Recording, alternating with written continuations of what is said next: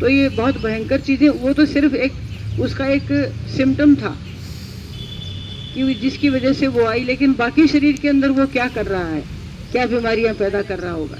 तो चीनी बिल्कुल बंद। और भोजन, पहले सारे अनाज खाए जाते थे, बाजरा, ज्वार, और तिल का मौसम होता तो तिल खाते थे, ठीक है ना। गेहूं कभी शुद्ध खाया ही नहीं हमने बचपन में।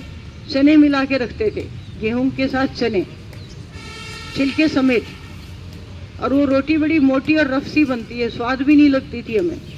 कभी कभी त्योहार पे कहते जी आज केवल गेहूं की रोटी है, आज मांडे बन रहे हैं। और आटा चक्की से पिसता था।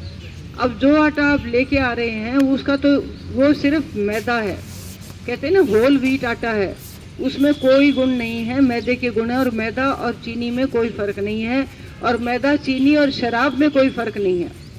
चीनी से वो होने लग गया है लिवर में जो कि पहले शराब से होता था, लिवर खत्म हो जाता है, लिवर सॉलिड हो जाता है।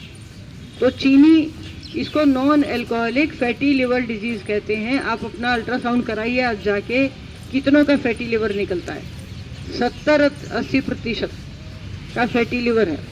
और एक बार फैटी लिवर हो गया, इसका मतलब आपका लिवर काम करना कम कर रहा है, एफिशिएंसी कम हो गई है, और धीरे धीरे आपको बीमारियां आएंगी ही आएंगी।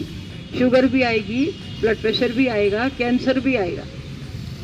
इसी वजह से हो रहा है क्योंकि हम अपने शरीर को खुश नहीं रख रहे।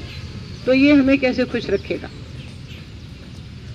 तो ये ध्यान रखिए कि जो कुछ मुंह में डाल रहे हैं आप सोचिए किस लिए, क्यों डाल रहे हैं, क्या आपको भूख है? ऐसे ही खाने की बहुलता इतनी हो गई है कि 24 घंटे हम we are surrounded by food. चारों तरफ हमारे ड्राई फ्रूट्स रखे होते हैं, फ्रूट्स रखे होते हैं, और जो मन में आया मुंह में डाल लिया, जब मन में आया मुंह में डाल लिया। ऐसे ही आप, और नहीं तो और कोई प्यार से ही कहेगा लो जी थोड़ा सा खा लो। आपको खाने की ज़रूरत है जब खाइए, जब आपका शरीर मांग रहा है जब खाइए। ऐसे ही मुंह में मत डालें। एक गिराई की पूरी प्रक्रिया, सारा इंटेस्टाइनल ट्रैक्ट ऊपर से नीचे तक एक्टिवेट हो जाता है, कितनी एनर्जी खर्च होती है उसकी। तो इसलिए सोच समझ के खाना है, समय पर खाना है, समय पर सोना है, समय पर उठना है। अच्छी सेहत के यही राज हैं। मोटे पतले का कोई हिसाब ही नहीं है। मोटे भी स्वस्थ होते हैं जिनको कोई बीमारी नहीं है, 20% मोटे स्वस्थ हैं, उनको कोई बीमारी नहीं है, कोई अभिशाप नहीं है। लेकिन बाकी 80% के लिए ये अभिशाप है, क्योंकि ये किसी बीमारी का सूचक है। तो आप उसको भी कोशिश करें कि उससे भी लड़ें।